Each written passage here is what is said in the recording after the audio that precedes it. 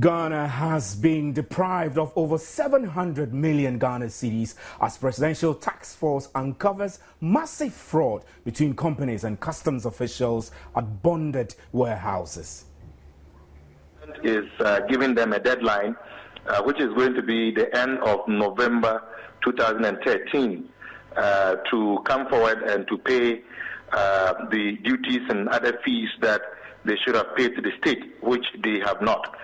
And therefore, those companies which comply quite clearly will receive a much reduced penalty. But those who would not would be prosecuted and indeed even exposed publicly.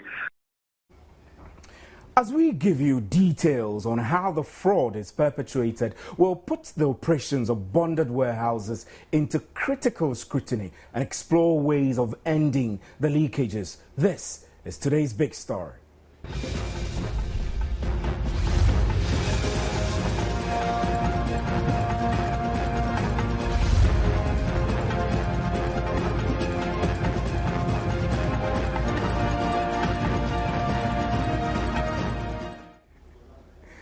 My name is Stephen Enti. Ghana's harbour is one of the major sources of income to the nation. However, it has become the major focal point for corruption, depriving the nation millions of cedis each year. This was the brain behind the setting up of a special task force headed by the Chief of Staff. The task force has uncovered massive fraud which has deprived the country of over 700 million Ghana cedis import duties at bonded warehouses between 2005 and 2012.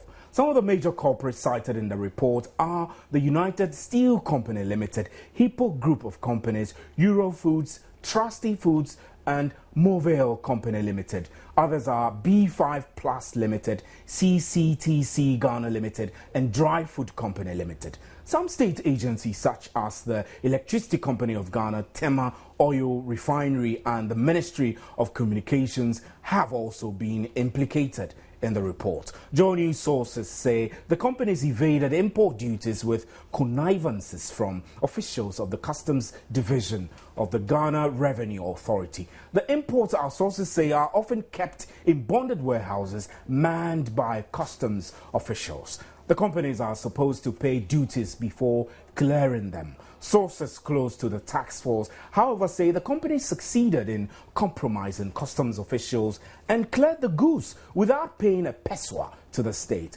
In all, 735 million Ghana cedis of import duties was evaded by the companies. Some of these companies, Joy News has contacted, say they are cooperating with authorities on the matter. Latex Form has, however, denied any wrongdoing. Joy News earlier spoke to presidential staffer Dr. Clement Apak. Let's take a listen to what he said. So can you confirm or otherwise the fact that the task force set up by the president to seal loopholes at the post has come out with such a revelation? Thank you so much for having me online. And indeed, it is true that the Special Operations Task Force, which is headed by the Chief of Staff, Mr. Prosper Bani, has uncovered what would be mind-boggling to many Ghanaians. The report, which has been put together by the task force, indicates that collectively about 290 companies have defrauded the state in excess of $367 million. Okay, so what are the companies saying? Have they responded to these allegations? How are they responding? Well, as part of the work of the task force, it was quite clear that some of these companies have readily admitted and in the processes of redeeming themselves. So what government is doing is to give them some parameters within which they are expected to correct the wrong that they sought to do to the nation. But in saying so, it is important to put in perspective that these deeds could not have occurred without the connivance of public officials, particularly at the ports, specifically customs officials. But as a country which seeks to promote an amicable environment for businesses to thrive, government is giving them a deadline, which is going to be the end of November 2013, to come forward and to pay the duties and other fees that they should have paid to the state, which they have not. And therefore, those companies which comply quite clearly will receive a much reduced penalty, but those who would not would be prosecuted and indeed even exposed publicly within the context of publishing the specific names of those companies, the amounts that they sought to defraud the state of, the dates that are involved, the warehouses and bonded warehouses where their goods were stored, and then indeed the CID would also then be asked to look into, find out, and bring to book those customs officials who worked in connivance with some of these companies. But I must state that at least one steel company tried to get away with $86,509 from the state. And of course, this is no small amount to be considered. And at least more than 40 companies also tried to make away with between $1 million and $20 million, which should have been in the state kitty. So this is a very, very humbling but worthwhile revelation which has come to public by the work of the Special Operations Unit. This is today's big story. My name is Stephen Enti, and we're hoping to speak to our own investigative journalist, Manasseh Azuri-Awene. But we might need to wait till November to prosecute these criminals. Why must we, really? Clement Apak had this to say. Well, you must understand that the Operations Unit has done its work, and it is still continuing to do its work. But as the case is, it is only important that we focus on retrieving the resources first. And that does not mean that once the resources are recouped, the companies are going to go scot-free. As I indicated earlier, the CID has already commenced investigations into how this occurred, and in fact, which customs officers, where and when superintended over and connived with these companies to make this happen. So it is at that level that the issues of prosecution and penalty are going to come to bear. So you can describe it as a multi-pronged approach. As that is ongoing, the timelines have also been given to ensure that at least we begin to recoup some of these resources which we know the state needs very dearly. As most Ghanaians would agree, these are very difficult times. You can only imagine what $367 million would do for our economy. So what can be done to ensure that these monies are really paid? How are you going to monitor and ensure that every peswa is paid? Well, the Chief of Staff has indicated very clearly, as is the head of the Special Operations Unit, that to ensure greater transparency and to provide avenues for the good people of Ghana to monitor and to conclude that when this government says that it is very determined in fighting corruption and also ensuring that those who commit these crimes against the state are held accountable, there is going to be a special account which is going to be set up with the Ministry of Finance, where these monies which are going to be retrieved are going to be paid into, and there will be intermittent reports about how much is coming in as we gravitate towards the deadline which has been given. Thereafter, those who have not made justice happen in terms of refunding the resources would be held accountable, but at least the people will get to know that there is a special account and that they would know how much has been retrieved at every point in time as we work to recoup the resources back to the public kitty. Well, if you've just joined us on today's big story, Ghana has been deprived of over 700 million Ghana cedis as a presidential task force uncovers massive fraud between companies and customs officials at bonded warehouses. And Dr. Clement Park sends a word of caution to these offending companies who are not cooperating with government, he said. Government is concerned, most of the companies seem to be eager, if you like, to absolve themselves and to correct the wrong. And we know that some of them have started making the effort to pay back the resources back to the state. But I am not surprised that some of them are adopting a rather aggressive and adversarial posture. But as I indicated, the task force has a detailed list of names, dates, warehouses, bonded warehouses, even custom officers who were present at the time. So those companies which are trying to dismiss the work of the Special Operations Unit may be doing this at their own detriment, because once the deadline passes and the information is made public, then we would see whether it is the task force which does not know its work, or is that we have companies which, for all intents and purposes, have decided to connive with public officials to dupe the state. So we would wait to see, but the bluff is not going to wash. The details are there, and there are specific pieces of information identifiable to the very bonded warehouses where they connive to get their goods out through the back doors. This is today's big story, and I've been joined in the studio now by Manasseh Azuri-Awene. Manasseh, how are you, sir? I'm fine, Steve. Now, do we know how many companies are involved in this fraud? Well, Steve, there are about more than 250 companies and a few individuals involved in this particular transaction. Wow, that's a lot. And do we have an idea how much in particular these companies have defrauded the state?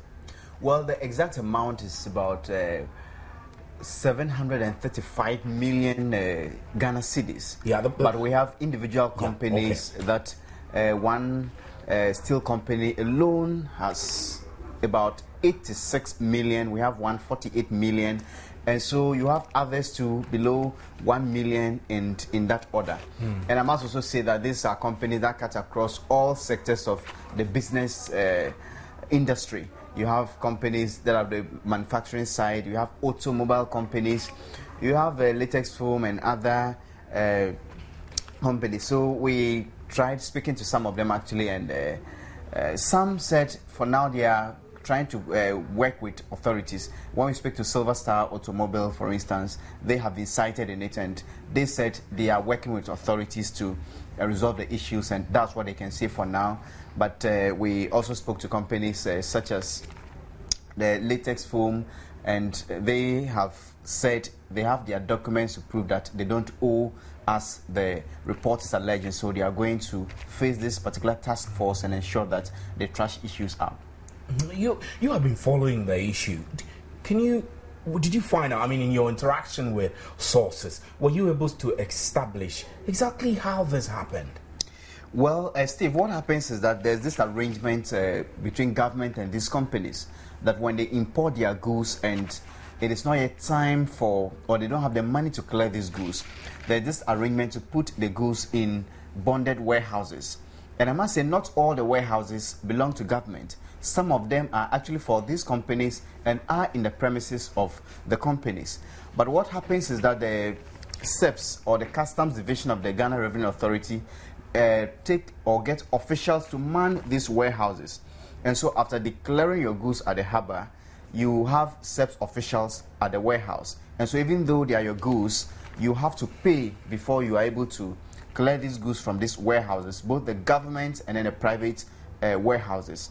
But what happens is that some of these companies have managed to compromise the SEPS officials. And so they go to clear the goods without paying a peswa to the state. And so this is what has happened for between 2005. It happened for a long time, but this particular task force is looking at 2005 to 2012. And I was speaking to some members or sources close to the task force, and they are saying if you even add what transpired from the beginning of 2013 to now, we should be hitting about 1 billion Ghana cedis. It's pretty very pathetic. Do you get the impression that this is only a drop in the ocean, like there are more to be uncovered? Yes, I get that impression, and this man, Osei, former Interior Minister and Member of Parliament, just spoke on Joy FM, and he is saying that the amount of money we lose at the borders, at the ports, is much more than what we have discovered. And mind you, this is just one aspect of the loss. Goods that have been taken out of warehouses without paying the duties. There are also cases of under-invoicing and all of those things, but this particular transaction or this particular revelation is only talking about the goods that were taken out of the warehouse without paying a pesewa to the state.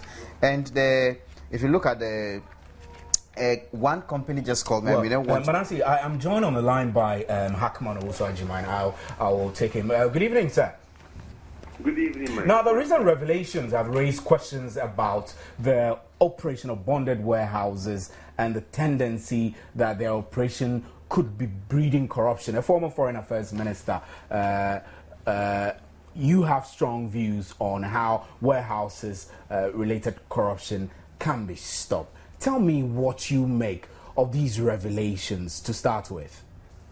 Well, I think there has to be a dramatic review of the regulations and the way we go to market as far as where bonded warehousing is concerned. The point that I was making to your sister station was that the situation has now operated in this country lends itself to a lot of corruption. And the 700 million cedis or dollars is only a tip of the iceberg.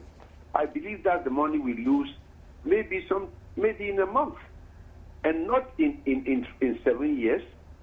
We lose so much money from every government. Let's make that point from the time of Kwame Nkrumah through to now. Every government, because the system of bonded warehousing, where you have it dotted all over the capital and some part of the country, certainly with one or two people manning it, would certainly lend itself to corruption. What should happen under normal circumstances in most countries? Bonded warehousing is in an enclave, surrounded by wall and barbed wire, and you have to go through the same processes when you are going to take your goods from there. What it means that you have not got the money immediately to pay the duties or taxes, so you leave it there. And when you want to go, it's as if you are exiting the port. That way, the corruption is reduced.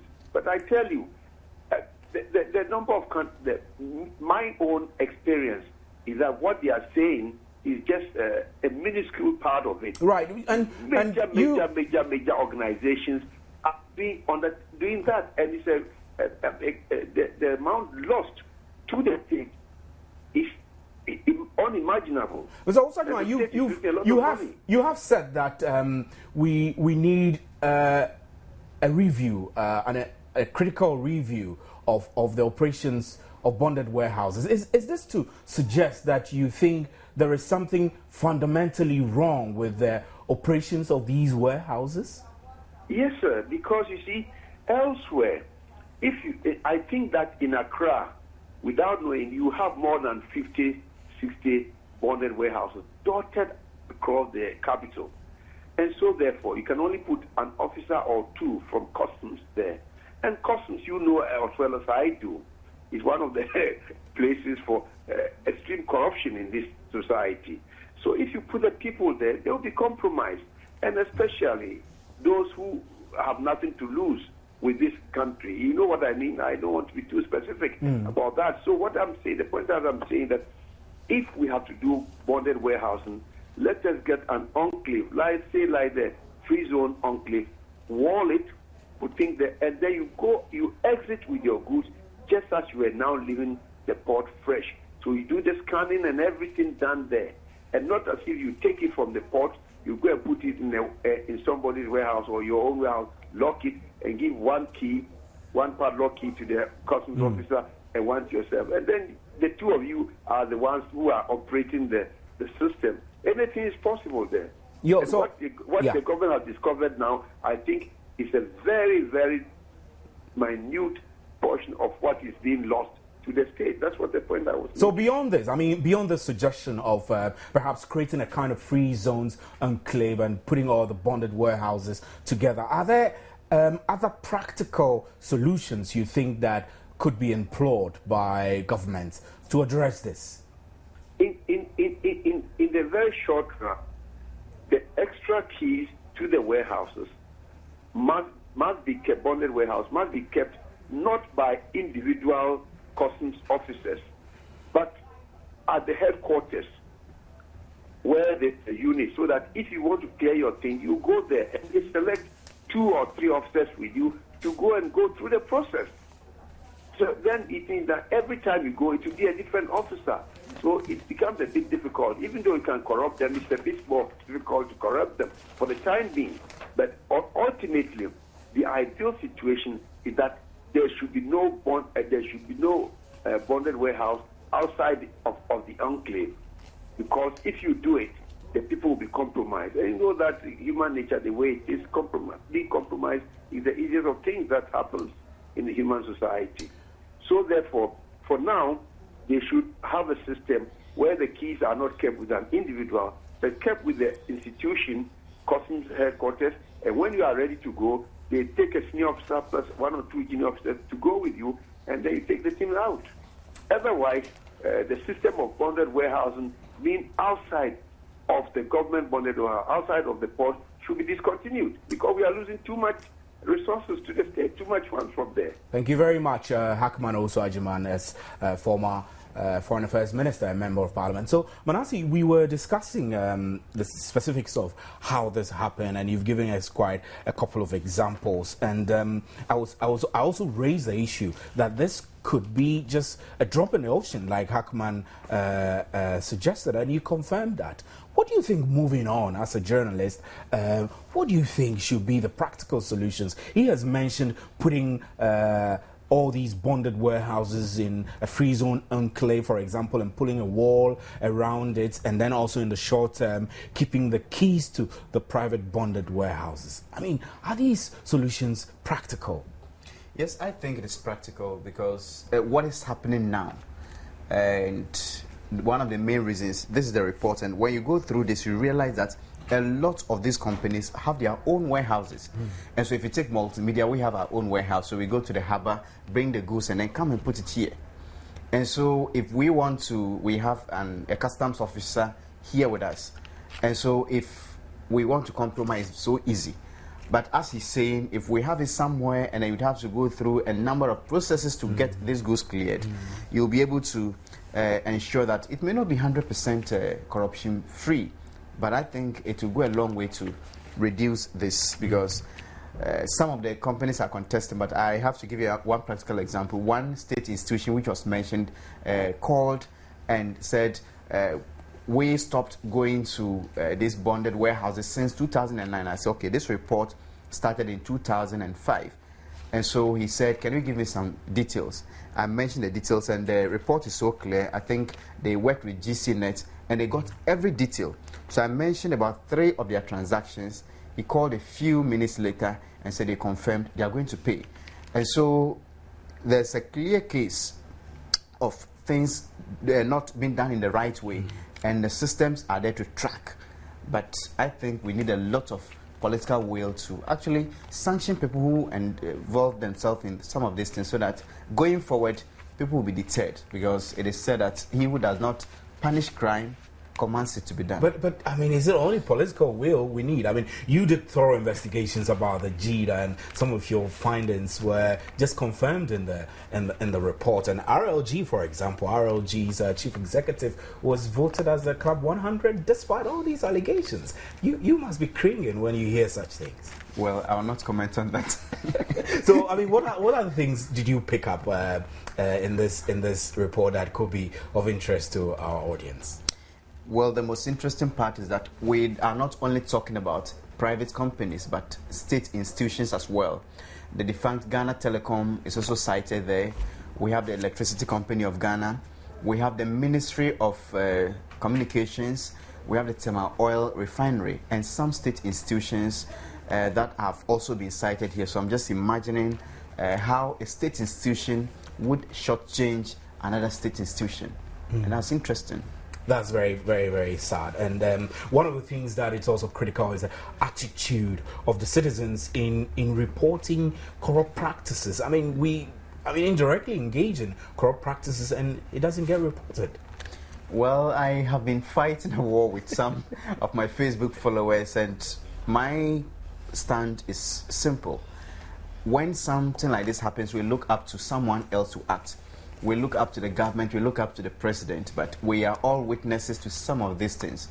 Those of us who come and then shout that things are not moving on well and the business environment is not the best and all of that, we have people, we work with these same institutions, we see all of these things happening. So I think, as you're saying, is right.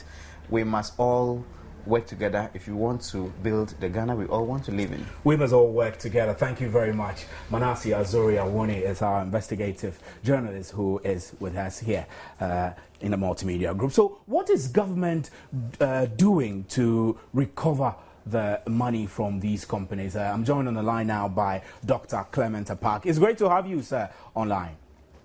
Yes, good evening, and I am glad to be joining you this evening. Right, so, I mean, this we don't need to even ask whether you can confirm that is absolutely the truth. I mean, the revelations we're hearing of, are they really true? Well, the short answer is yes, they are true. And whilst we were working in the background, putting in place the needed mechanisms and processes to ensure that we are able to retrieve this money in excess of 700 million Ghana cedis back to the state coffers, hardly do we know that your investigative journalist Manasseh was going to have access to the information and to make it public. But the simple answer is that yes, the information that has come to light can be confirmed by myself from the presidency to be authentic. Right, and what steps are being taken to retrieve the money from these companies? Well, yes, the government under the leadership of the Chief of Staff, but because you must remember that it's the Chief of Staff who was directed by the President to lead this special operations unit, has made certain proposals and put in certain mechanisms to ensure that these 290 companies, entities, and individuals return the money.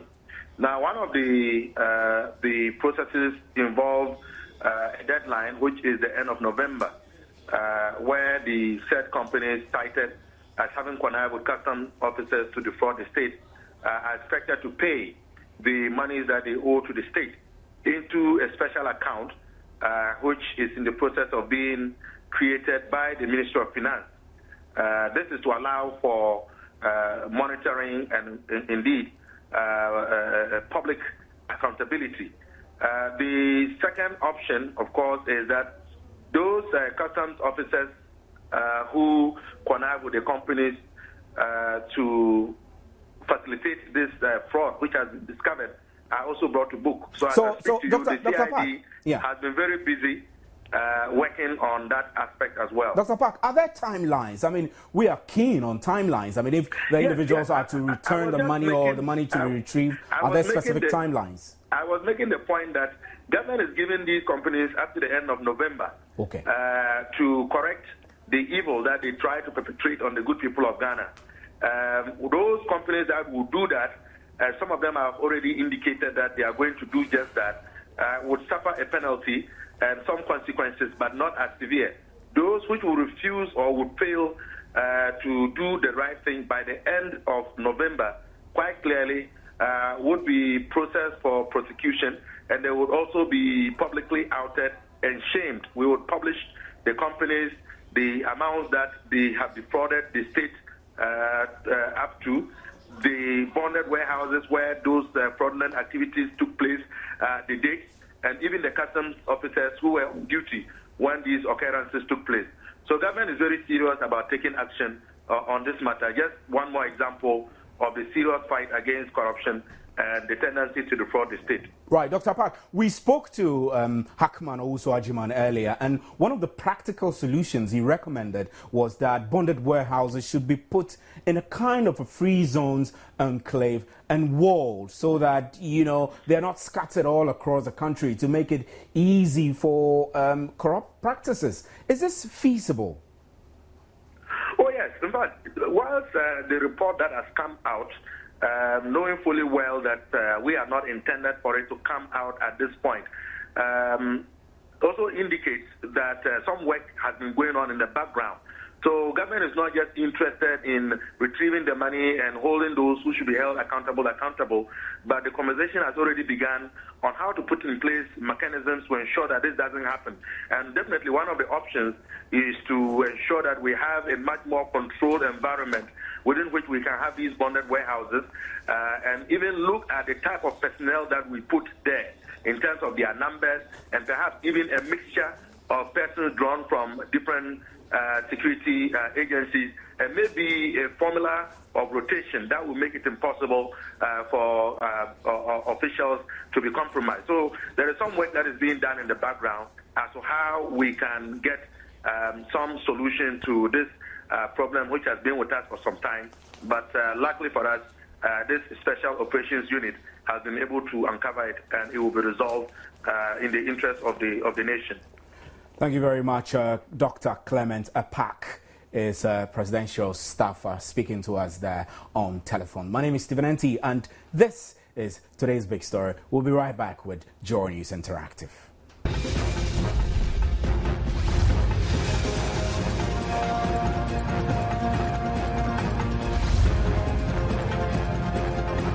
Welcome back. Is now the segment for Joy News Interactive, and the interactive Chig around here. How are you? Interactive Chig. What's up? I'm fabulous. How are you? I'm great. What do you have for us? You know the National Security Advisor, Brigadier General Nunu Mensah. He's been in the news a lot. If the kitchen is too hot, pack out, man.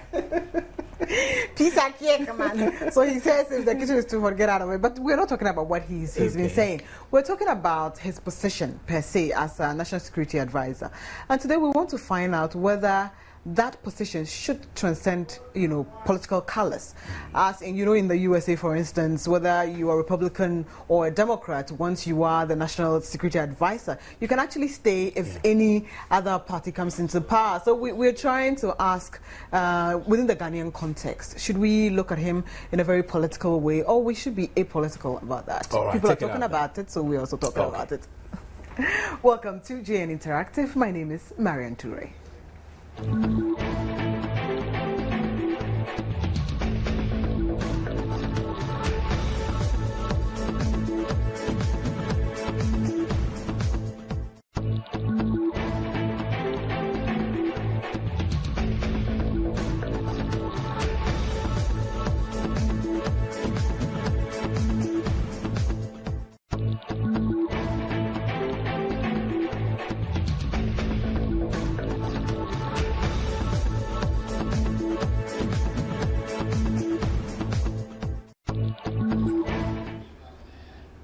Welcome back. If you're just joining us, this is JN Interactive within today's big story.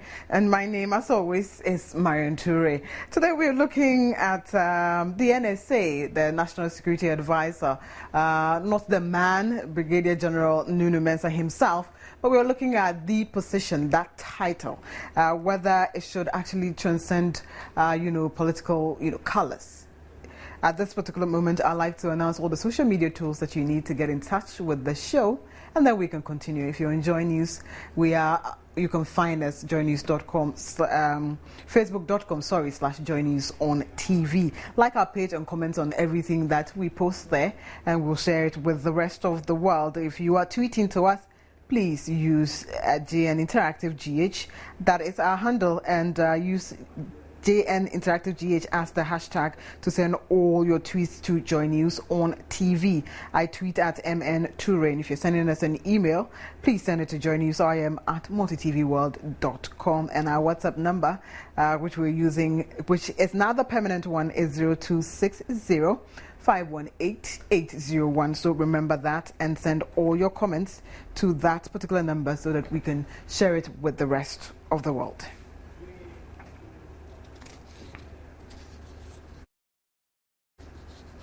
And JN Interactive is where tech meets news to set the agenda. So in our agenda setting role, Major Retired General Nunu Mensah has been in the news for so many things, so many things. He's come under a barrage of criticisms for saying that disgruntled workers should stop complaining and leave the country if they could no longer cope with the current economic situation.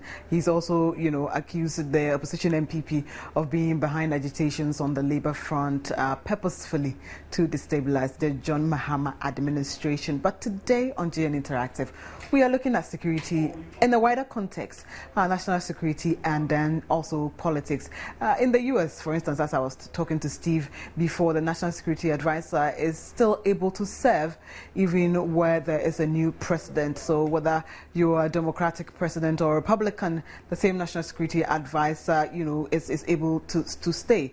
And we're talking about it as we should have a national agenda that includes all of these, to say that there are some key security positions in the country which should stay. Whoever occupies that particular position is able to continue their tenure in office regardless of whoever is in power, whether it's the NDC or the NPP parties that are in power. The same person can continue to serve the country, because after all, they're serving the country. It is the security of the nation in a wider perspective, and it's not about the security of a political party, one political party or the other. So you've been talking about it on social media, and we are also talking about some threads that were going on before, which I'll try and open so that we can show it to you after this blog. But we have our video blogs which are in, and you've also been sharing most of your comments with us on social media. And so I think we will go and take our first video blog, and then when we come back, I'll take some of your comments. Okay, whilst they're loading, I'll take some of your comments that have been coming through on social media to ask whether the NSA should actually transcend political colors. And so many of you have been commenting. I'll take the first one. Newton Jeffers says yes, because Africans cannot be trusted when it comes to security. I really don't know what that is supposed to mean, but is it that the Western, countries, or you're talking about security per se and not the person?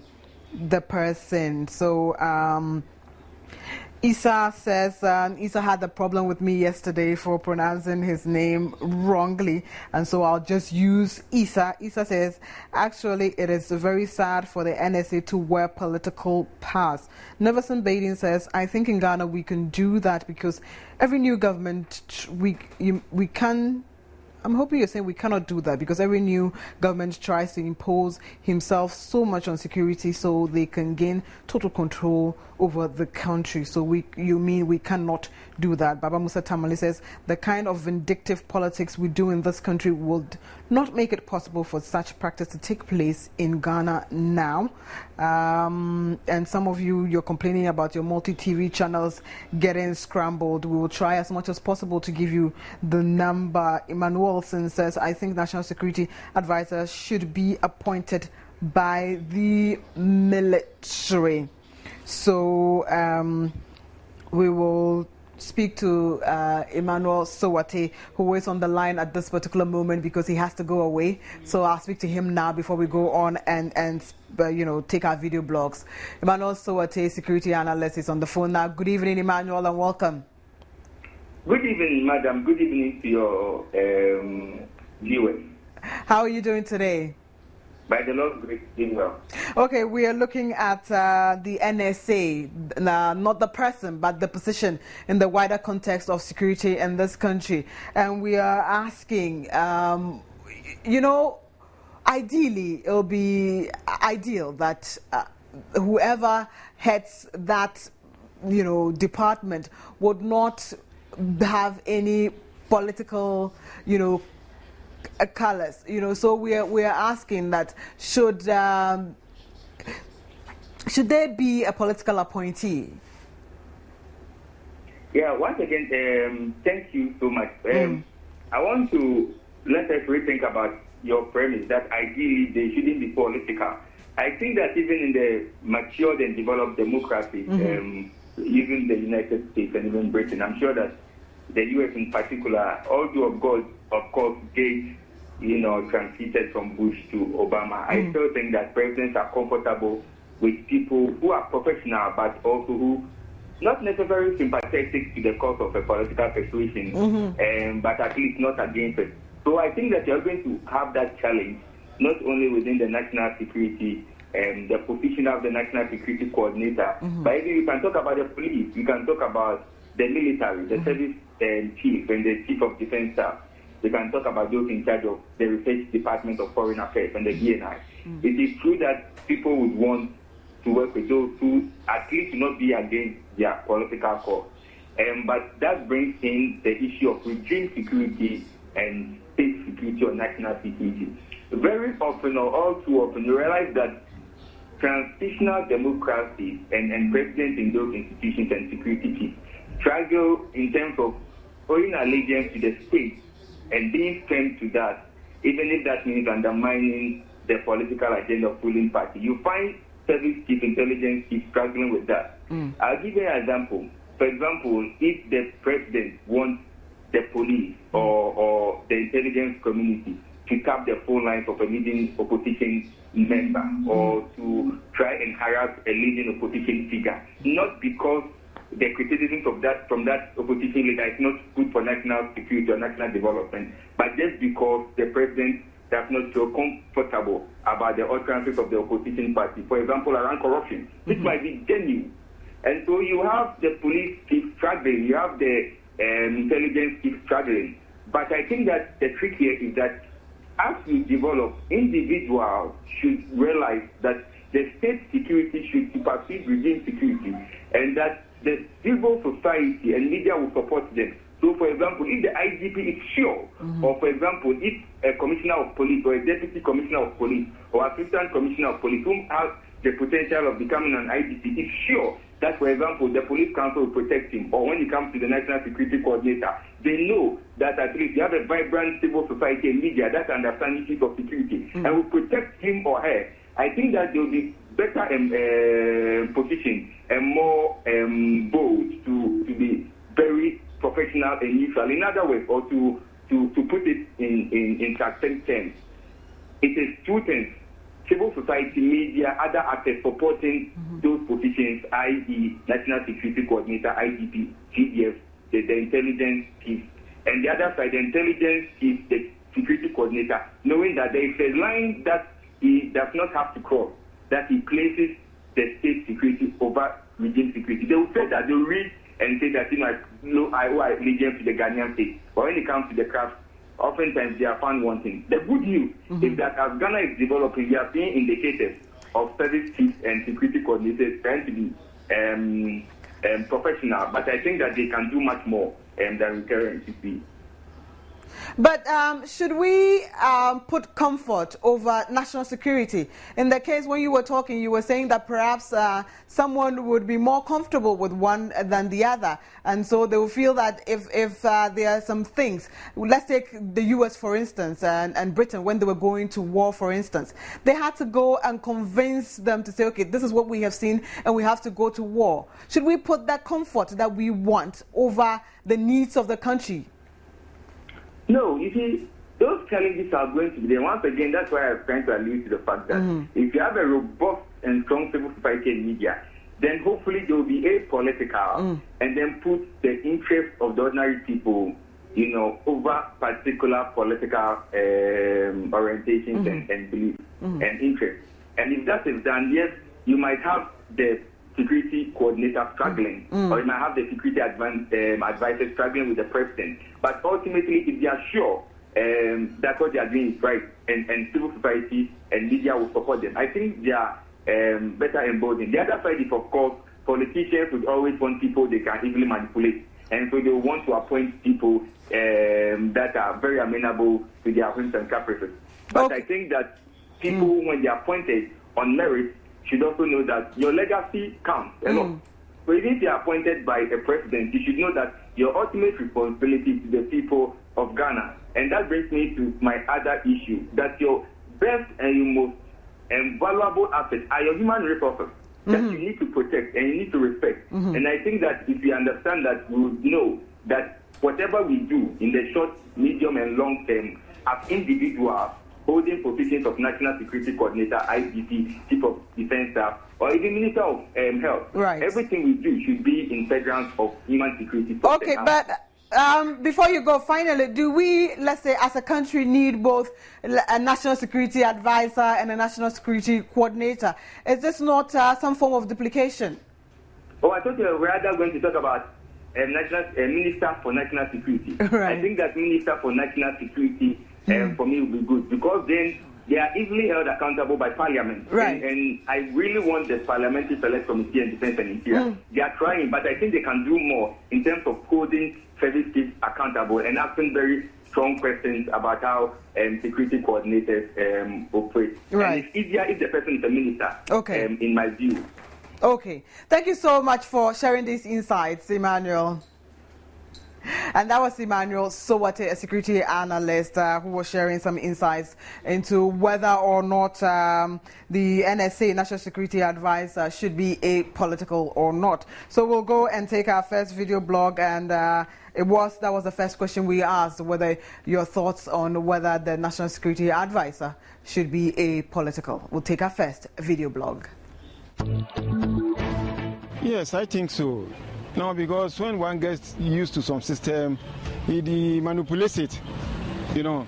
So if at a timing point they rotate them, I think it will be in the right direction. The government, when he comes into power, he tries to do things in a manner to protect himself and to protect his governance.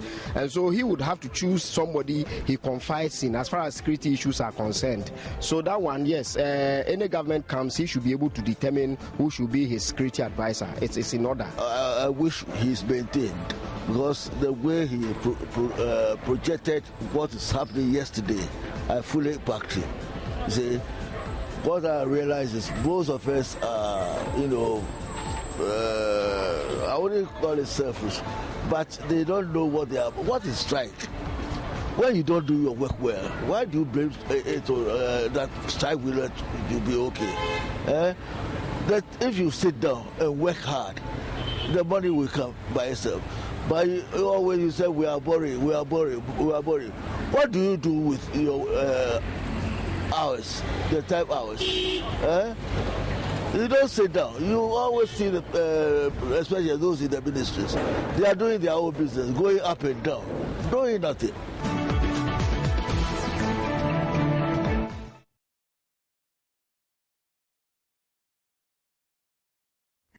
Okay, so that is what you've been hearing there. Our second video blog, which I'll take before we take our final comments and wrap up for the day, was that must the NSA, National Security Advisor, have a military background? Because there are a lot of people who are talking about it, that ideally it would be great to have a National Security Advisor who was gone through the mill and trained as a military officer. And so they're on the ground, they're abreast with things that happen in security. Others are saying it is absolutely unnecessary. If you get someone who is apt and they're able to do the job, let them do it. So we're asking you Ghanaians what you think about that. We'll take our next video blog.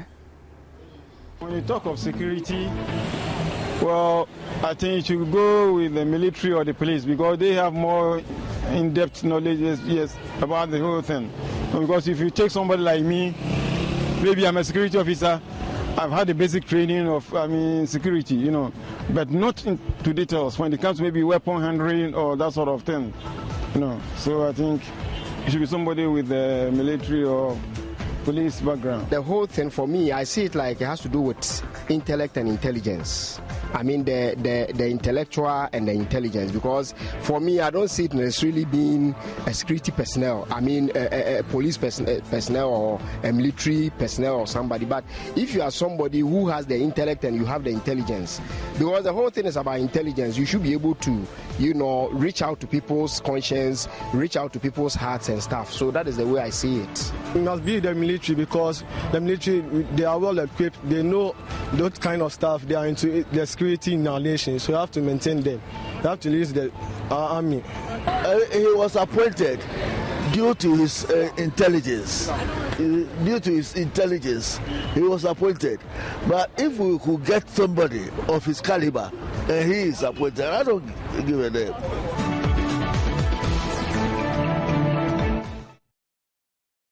And that is some of your comments that you've been sharing with us there. Others on social media, Max Gabriel says, I don't think we will be safe for Ghana if that happens. Roland Yebo Fineboy says, I think what is going on is better if not looking at a country like Ghana. We are left with a fake security that will one day bomb the president or take bribe from terrorists, and we'll also end up being refugees in our own country. So I think political affiliation is better. Oh, wow. I'll take my last comment before Steve joins me so we can wrap up together. Osei says, copying the American style will help a lot. Look at our NSA driving workers away from Ghana. If we all leave, he will advise President Mahama on whose security. 2016, zero, in fact. And interesting comments there. And that is where we ended for today. Steve Ainty joins me so we can wrap up together. Yeah, that's how we wrap up. And we're expecting Israelite to come up with the news at 8. And immediately after we leave here, Joy News exclusive will be on. Will be on, yes. And that's where we wrap up for today. That's where we wrap up. As always, my name is Marian Toure. And my name is Stephen Ainty. Good evening.